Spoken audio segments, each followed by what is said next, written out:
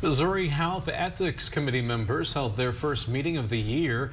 There is an ongoing probe into House Speaker Dean Plocher.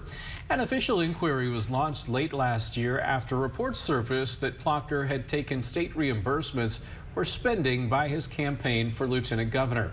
He said the transfers were a clerical error and has since returned the money.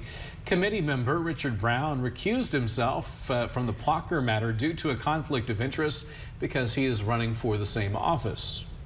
But I do trust the chair and the committee in their findings and their investigative procedure. And so I am patiently awaiting, like the rest of the members of the House, to find out what the outcome of the investigation is. The committee chair has not made any public comments about the investigation. It's unclear, though, how long the investigation might take.